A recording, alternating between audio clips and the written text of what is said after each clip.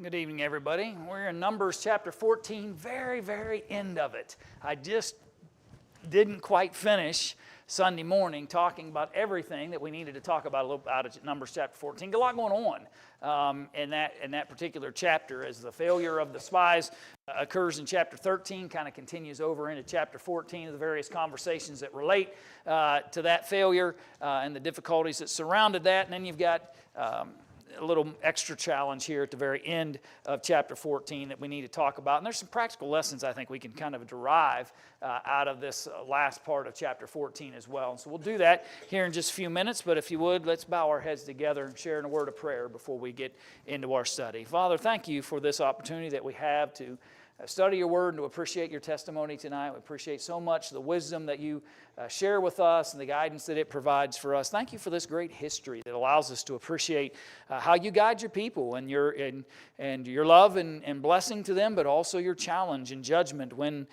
your people step outside of your will.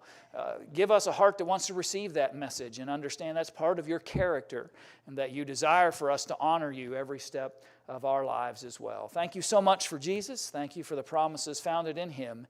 We pray all these things through thy Son's name. Amen. All right, so let's jump back here towards the end of the chapter in verse 39, and let's look at what happens after this. So, real quick, spies bring back a negative report. How did the congregation respond to that?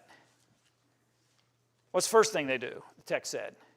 They wept. They cried, right? When they find out that the land is exactly as God described it, but 10 of the 12 spies don't think we can do anything about it, can't take the land anyway. So they cry and weep. Then they do what towards Moses? What do they say about him?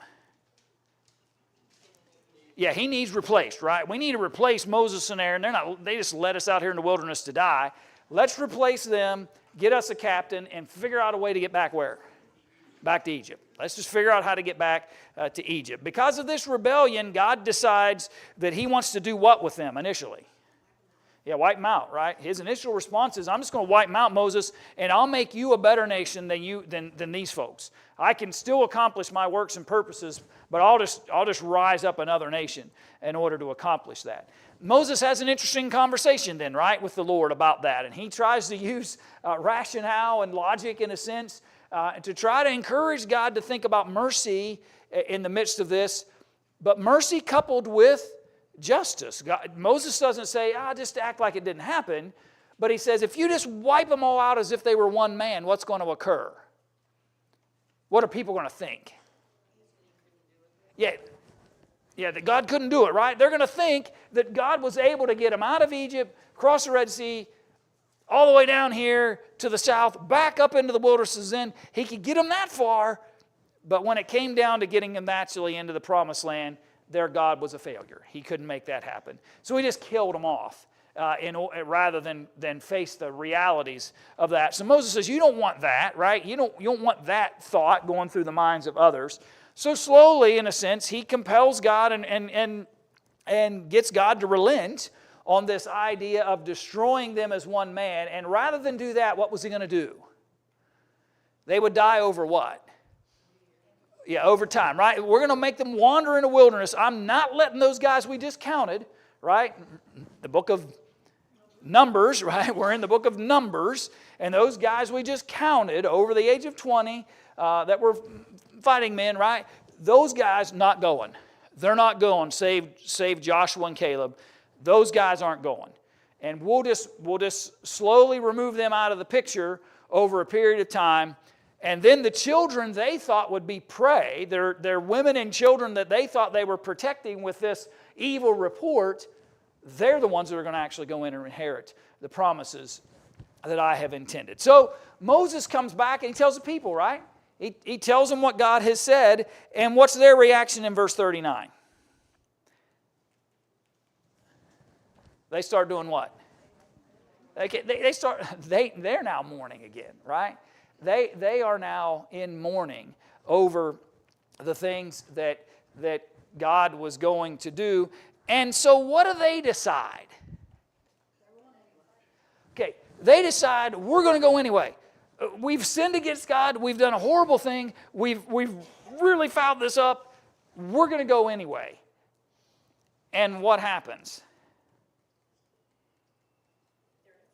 Yeah, they're defeated. Let me show you real quick on a map. So they try. I'll bring it down here. So they're in the. I got every gadget in the world and never in front of me when I need it. But they were right in Kadesh, in wilderness of Zin, and they tried to go to where? I'm giving it to you, by the way. Hormah, right? They tried to get up to Hormah. They get up there, and who comes down? Interesting, right? Because the guys, they said they were, when they spied it out, what did they say about the Amalekites and the Canaanites and the sons of Anak, right?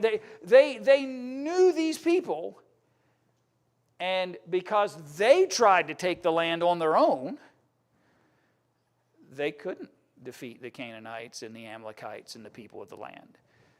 When they set out to do this on their own, without God, and what was the indication in this text that they were without God in this process? Yeah, the ark didn't go. Why didn't the ark go? And there's a simple answer to that, by the way. Yeah, Moses wasn't going to let it go, right? Moses had received his instructions from God. They're done. They're not going to inherit the land. And that judgment was sealed. So there's no way Moses is going to engage the Ark of the Covenant and Aaron and the priesthood. There's no way they're going to go against the purposes of God. The people have risen up to try to take matters into their own hands in hopes that maybe if God sees us excited, rather than mourning and weeping and complaining and murmuring about what He's going to do for us, if He sees us excited about it and we go off and try to take the land, maybe He'll favor us. And they basically get whipped, right? And driven back out as they try to go and do things on their own. And here's what I hope we would appreciate from this scene. I want you to notice verse 44. There's an interesting word to me. But they presumed to go up unto the hilltop. Nevertheless, the ark of the covenant of the Lord and Moses departed not out of the camp. Presumptuous sin hadn't stopped with the Israelites here in the wilderness of Zin at Kadesh Barnea, right? Presumptuous types of sins where we just think that what I know and understand about something is so superior to anything else, and even superior to the wisdom of whom? God. Right? Well, maybe God didn't mean it when He said, none of y'all are going in there. Maybe God, no. You can't presume over what God has made judgment about. You can't presumptuously just will yourself to gain some benefit that God didn't design or purpose for you. It's important for us to appreciate that presumptuous sin has been a problem for man for a long time, where we presume that God will be okay with what we're about to do. We presume that God will be perfectly fine if we do this because it seemed good. Did it seem good to maybe kind of show, in some senses, meat for repentance and show that maybe we've got a better attitude about this situation now, though it probably comes from the fact that they were just told you're not going. But we can throw all the goodwill and good intentions and all of that we want at the situation. To presume to go against what God has already stated has always been sinful. And they reap the consequence because of it. And a lot of them die because of it. This was all about them and not God at all from the beginning. From the time that the spies came back and they presumed that God was wrong about being able to take it over. Yeah. Anytime that the thought processes become central to me, errors coming and mistakes are coming. and that's exactly a very, very fair description of them, because we don't like the bread. We don't like the water. We thought life was better back in Egypt. We think that those people were too big for us to go and fight against. Right? And that's been their pattern. And anytime you get into the we and me, God generally gets left out of those conversations. And that was true then, it's true today. It hadn't changed. Those are all good points. So God puts an end to that. The Amalekites and the Canaanites that dwelt there in the hill come down to smote them even unto Hormah. And that situation ends. So the promised land's out of reach for the moment, right? We're going to wander in the wilderness for 40 years in order to remove this generation that had been earlier numbered. But God still has to do what with them until the 40 years passes? Yeah, punishment's going to come, but they still, yeah, he's still got a guy. He's still leading and guiding them because they're still His people, right? They're still the chosen lineage that He's planning to use to ultimately bring Jesus. So He doesn't just abandon them in the midst. He's still got to guide them and lead them, or going to guide and lead them. And that includes some rules and some laws and some governance that they're going to have to follow in order to honor what He desires. And the first part here deals with some laws about sacrifices. And I think the question in your lesson sheets basically asked was what does He say about these grain and wine sacrifices that happen here in the early part of the book? That's a very general question. It's a very broad thing. But if you were just to give a summation, I remember when when I was in college, I had a British constitutional history class. Oh, what a dandy that was. But anyway, and I can remember taking the final exam. I had a one-question final exam. It said, tell me everything you know about British constitutional history. Don't you love those? Yeah, tell me everything you know. And I guarantee you my test probably looked like everything I didn't know. I just tried to say Magna Carta every time I could. But anyway, but my point is, right, general questions here in your lesson sheets that we're going to deal with for a little while. So basically, you've got various kinds of offerings and sacrifices. When you're talking about a burnt offering, you're talking about a what? An animal, right? We're like dealing with animal sacrifice. We talk about a burnt offering. There's a tricky word that comes up in some translations when it comes to these sacrifices. It's called a meat sacrifice, and it's spelled that way, M-E-A-T, but it doesn't have anything to do with flesh or meat. I guarantee you, when I was an early Bible student in the classes down in this basement, and I'd see meat offering, and what's the first thing that comes to your mind? Well, it's got to be a lamb, right? It's got to be a goat, something, right? It's meat. It's a meat offering. Well, it's just a translation kind of issue, and when it comes to that, the word is simply an offering. And we kind of know that. If you go back into, let me share with you just for a second. In Leviticus chapter 2, I think is where I want to be for a moment. Yeah, Leviticus chapter 2, verse 1. To share with you where the Levites were instructed concerning these very same things that we're talking about here in Numbers chapter 15. But he says, laws for grain offerings. He said, and when any will offering a meat offering, M-E-A-T, your brain automatically goes to flesh, but notice what's being offered. Offering unto the Lord, his offering shall be of fine flour, and he shall pour oil upon it, and put frankincense thereon, and he shall bring it to Aaron's sons the priests, and he shall take thereout his handful of the flour thereof, and of the oil thereof, with all the frankincense thereof, and the priest shall burn the memorial of it upon the altar. So they do burn things that aren't necessarily flesh offerings. And the priest shall burn the memorial of it upon the altar to be an offering made by fire of a sweet savor unto the Lord. And I'm just trying to make sure we get this imagery. That's just because you see the word meat, don't think flesh. It's an offering. And some of the meat offerings were actually grain offerings. And that's what you're really going to see in the book of Numbers. You'll see times where they speak about burnt offerings that were flesh sacrifices. And other times you'll see meat offerings or offerings that were sacrificial in terms of their general supplies that they would have. And some very specific kinds of things. You're going to use a tenth of this and a quarter of that.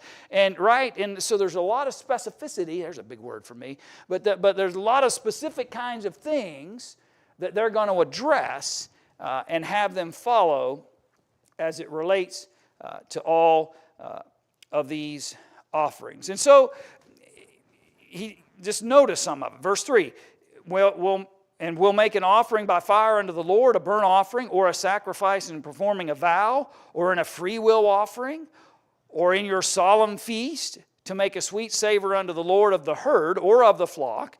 There shall be that offereth his offering unto the Lord. Bring a meat offering of a tenth deal of flour, mingled with the fourth part of hin of oil. So you got both types of sacrifices going on. It's interesting, right? Some of the sacrifices were made compulsory, right? This is what you're going to do and this is when you're going to do it. Some of them were sacrifices being made free will, right? Something's going on, it's something I need to address, maybe some sin that I've incurred in my life. We'll talk about sins of ignorance before we're done in these texts. And so I've got to bring some sacrificial offerings. That's a free will. I'm choosing to do this. And then you had your feast days, right? And the feast days, there were restrictions and guidance and specific things that they had to fulfill. So within the sacrifices that are being offered, just keep in mind, some they had to do, some came out of free will, some came out of responsibility because of some action or something that was going on, and some are related to all the various feasts that God required for them to handle. But you keep reading throughout that whole narrative, you'll see that you've got lambs. He talks about the flour. He talks about the oil. He talks about the hin of wine in verse 5. A ram there in verse 6. Just lots of very detailed. And that's really, I think, the point we need to understand is that when it came to sacrificing to God, God just didn't leave it to man to decide whatever in the world he wanted to do when it came to those sacrifices. A sacrifice for God, in a sense, needs to be fulfilled by the intent of wanting to honor Him. And it doesn't honor God if I make a sacrifice unto Him that is contrary to what He's prescribed and detailed and given. Now, you've heard me say before, the Old Testament is far more detailed, right? Far more detailed than the New Testament is when it comes to that kind of thing. The Old Testament, it doesn't hardly leave anything. It tells us the measurements. It tells us the types. It tells us the winds. It tells us the hows. It gives us every single detail. And many times in the New Testament, God gives a purpose and then says, go do that. And we have to figure out what expediencies and what measures we'll use to employ to make sure we accomplish those works. The Old Testament didn't generally work that way. The Old Testament law was very, very specific. And you keep reading throughout the entire book of Numbers 15, you'll appreciate all of that detail that goes in to that situation. What I love about it too, notice verse 13 and 14. Who's obligated to do it God's way?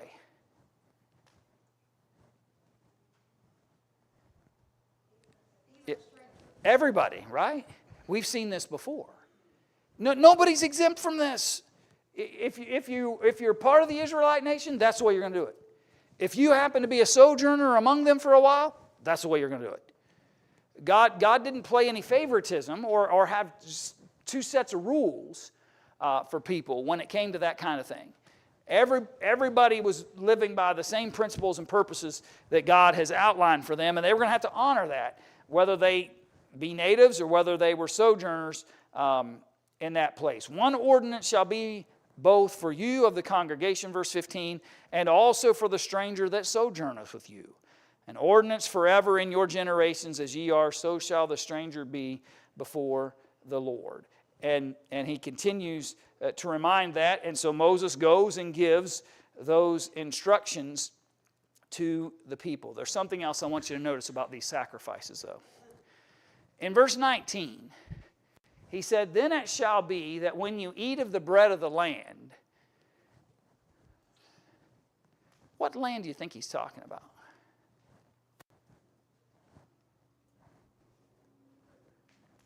And I'm not trying to trick you, I'm just trying to get us to think together here. Is he talking about, let me rephrase, where they're at presently or where they're going? Where they're going. I think that's probably fair. So, in other words, these rules and laws aren't going to just govern them for the moment. These are the laws governing them when they go into the promised land as well. When you go and you begin to receive benefit of the land that I'm going to offer you, when these laws are put into place in that place, then the same rules are going to apply. Notice something I thought was interesting and important. Verse 20. They're bringing up this heave offering now, he talks about in verse 19. And he says, "Ye shall offer up a cake of the first of your dough for an heave offering. As you do the heave offering of the threshing floor, so shall ye heave it. Of the first of your dough ye shall give unto the Lord an heave offering in your generations." Moving forward, this is what we're going to do. Where was this bread coming from that they were going to offer to the Lord? And I'm not, again, just trying to get you to think a little bit here for a minute. Yeah, verse 20, specifically, how were they going to make this bread? It was coming from what?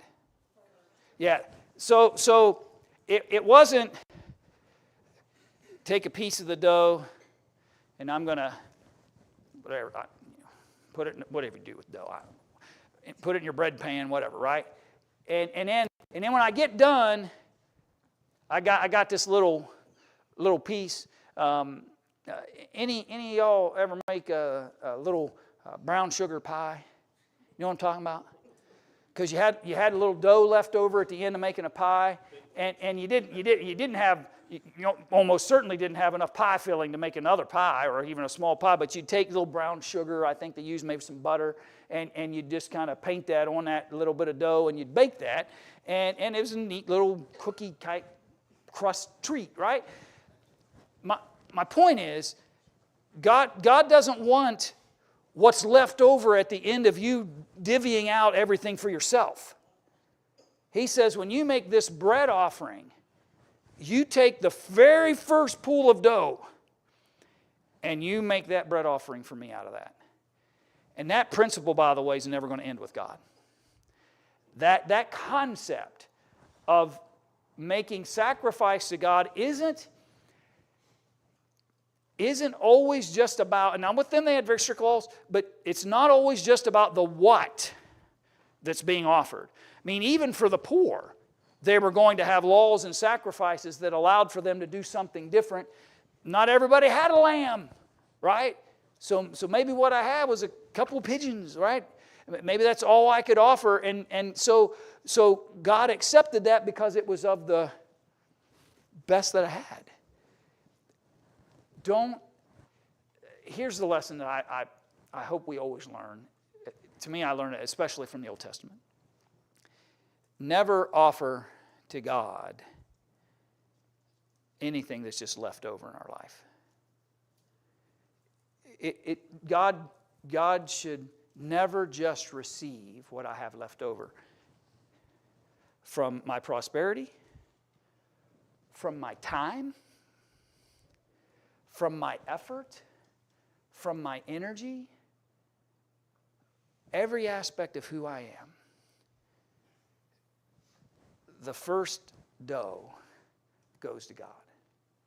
the first of everything I have to offer goes to God. And imagine how strong a people we would be if we always did that. Jesus said it this way, Matthew 6:33. He said, "Seek ye first the kingdom of God and His righteousness, and all these things shall be added unto you." You give God the first lump of dough, He's probably going to give you what? Plenty more to feed you on the other side of that. And that's what we have to appreciate. I saw your hand, Ken. I'm sorry. Kind of example of that with the, I believe it was either Ezekiel or Elisha with the widow woman. Yeah. For her to. You make a cake for the prophet first. Yeah. She never ran out of food after that. Yeah. And that was about trusting God's purpose. And that's hard sometimes to do, right? When we're making those choices and decisions and how we make our sacrifices. But I think this is an early time that you see this principle established, and it's not going to end. You're just going to keep seeing it. I always love the example of David. If you remember, King Ornan wanted to give him the place to make an offering unto God and everything he needed to make that offering. And David said, "I will not offer God something that costs me nothing." And so he bought the utensils, he bought the sacrifice, he bought everything needed to make an altar, and he bought the whole hillside that they eventually built the temple on, because David would not offer to God something that cost him nothing. And that principle is established early on in the sacrifices. It reminds me of Sherry, this is lighter. She would eat watermelon, and she would take a piece of the first part of the watermelon, which is usually pretty good, set that aside, but then when you get back against the rind, it's not as good, it's not as tasty, and she'd have that good piece left. Yeah. And that kind of just reminded me of her that way. Always that one different. Any other thoughts about that text? Good. As regard to the sacrifices, yes, a lot of specificity. Yeah. And don't ask me to repeat it. Yeah. You and me both. Yeah. One thing that's always struck me is when you look at all the tally of all the sacrifices that are to make daily, with the feast offerings and so forth, you talk about hundreds, if not thousands, of animal sacrifices. And one aspect that I think we overlook is how God has blessed them to be able to offer so much with the various things that they were offered. Yeah, just important for us to focus on all those things.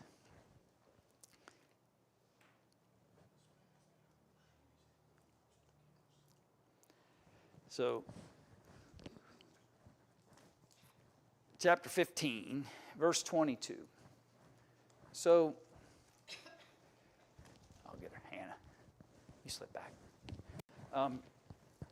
So, there are two types of sins, right? There are things that we do by choice and things that we do unintentionally, right? Things we didn't necessarily mean to do, things we may not even have known it was sinful to do. Is that possible, by the way? Yeah, I mean, it's possible. We just, our knowledge base isn't there yet.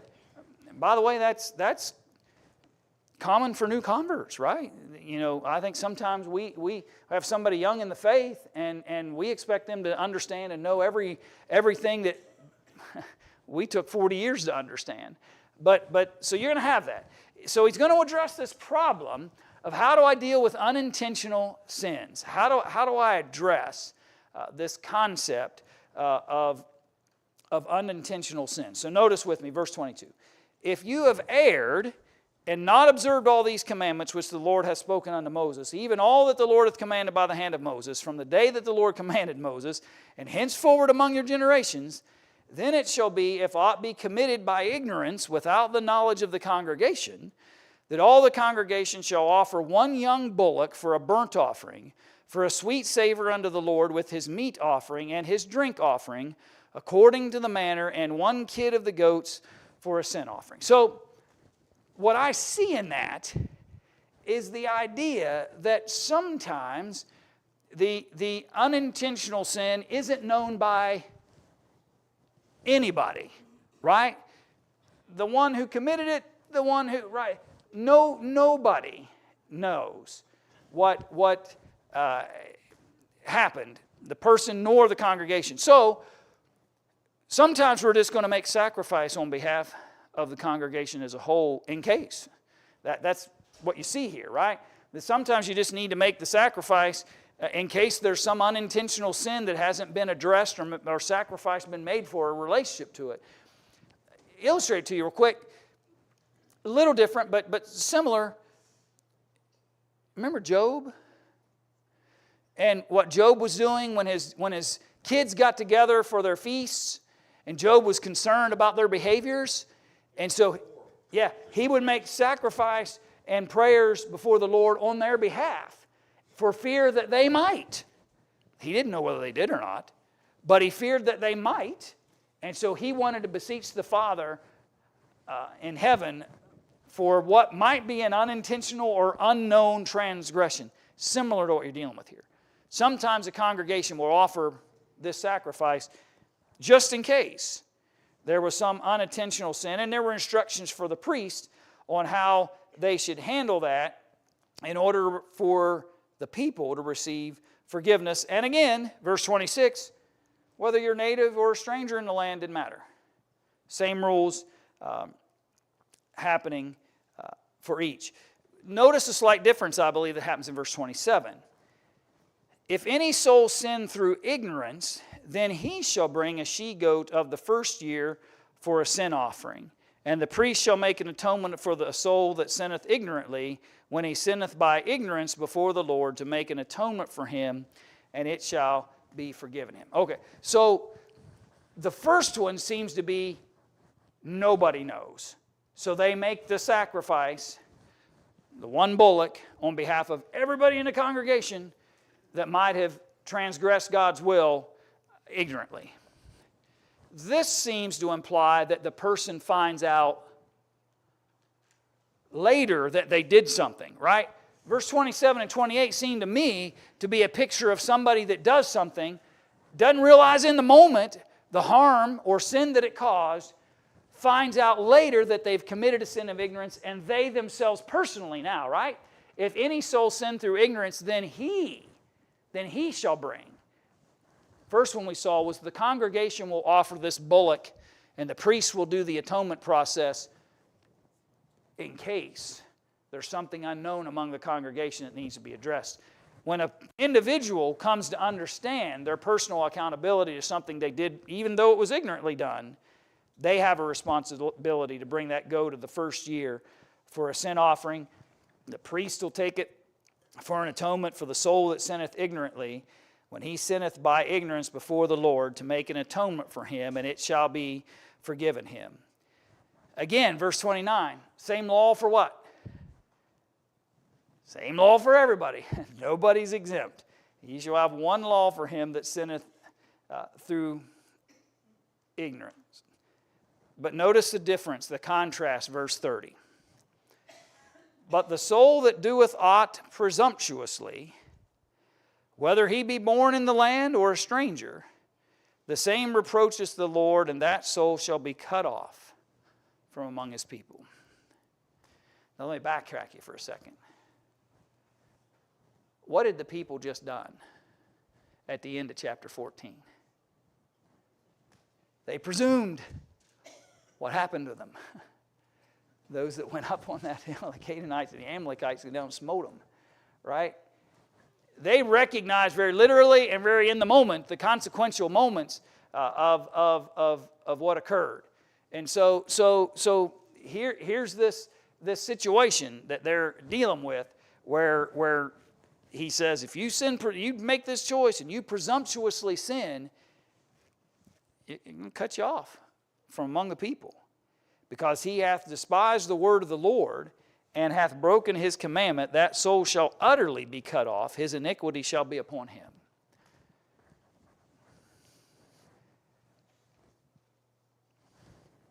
We talk about how strict the Old Testament law is.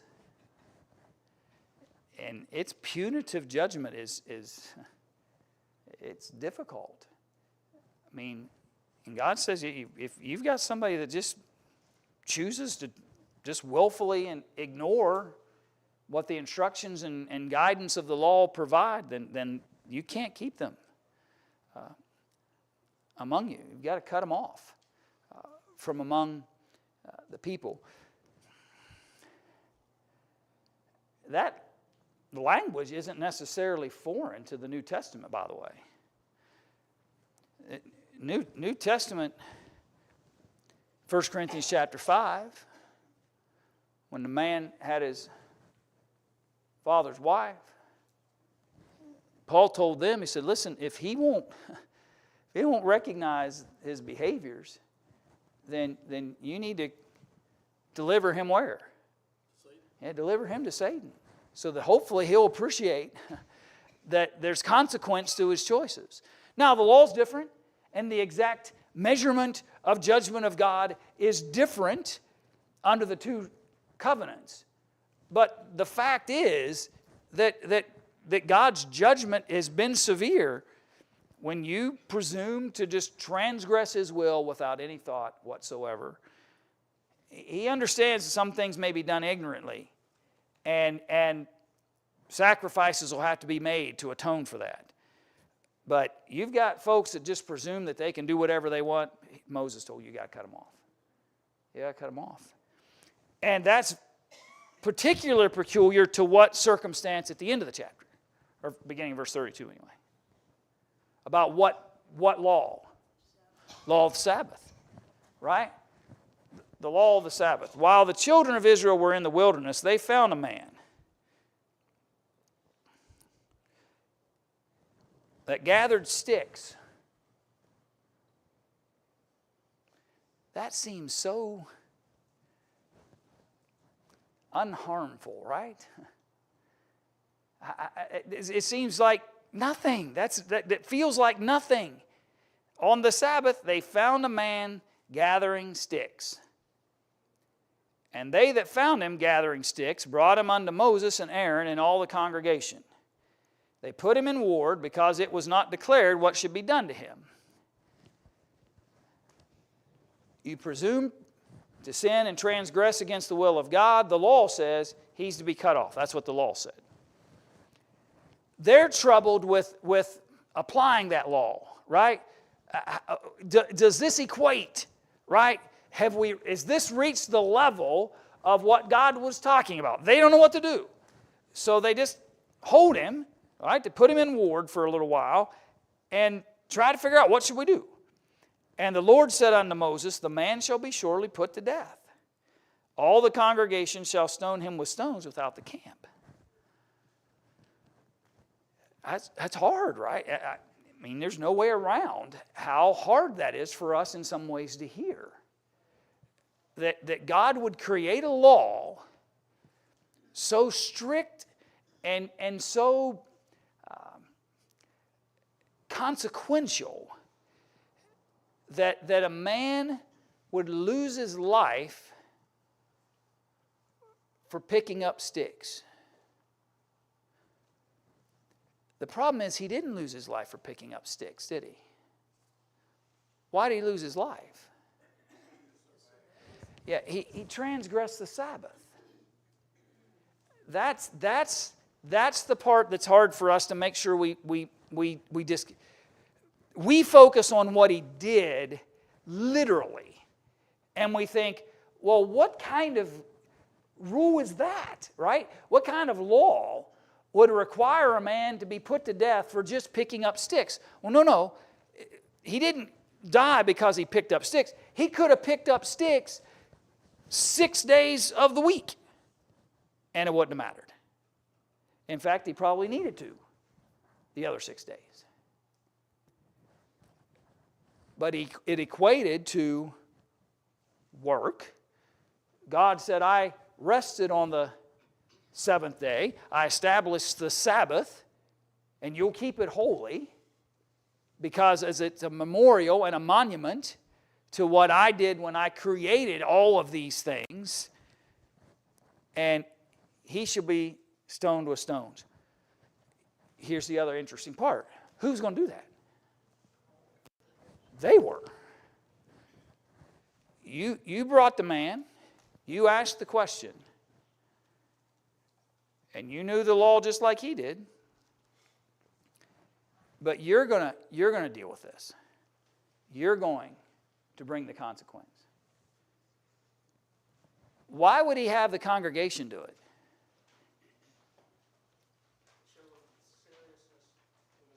Okay. It shows them the seriousness of their commands. Just want you to think just real quick before we close. Let me ask you this. If you were witness to this man being stoned because he did this work on the Sabbath day, what are you going to think about the next time you bend over on the Sabbath day to pick up some sticks? Yeah, you're going to think about the law, aren't you? You're going to think about what you witnessed. This isn't a man who died on the spot while he was picking up the sticks, and you didn't even know him or witness anything about him or have any connection to that. And so that just becomes a story that you hear among the camps. But when the congregation's brought together and their instruction is, you take care of this, you honor what the law said about this situation, now that's going to be etched into their minds. I think it's a lot akin to what happens right after Ananias and Sapphira are put to death. You would think that two followers of Jesus, two disciples who erred and were put to death because of it immediately, would have created a mass exodus away from Jesus and his teachings, I should say. And yet, if you keep reading after Ananias and Sapphira, you'll find out the church kept multiplying because people began to realize God is serious. God is serious. And it's an important message, I think, for us as well. We'll get back into this study, Lord willing, on Sunday. We'll talk a little bit about those tassels and their garments, and we'll maybe compare that a little bit to what happened in the New Testament when it went from what should have been a reminder of God's instructions to them to a celebration of who's the best rabbi walking around town by the time you get to the New Testament. But we'll talk about that, Lord willing, on Sunday.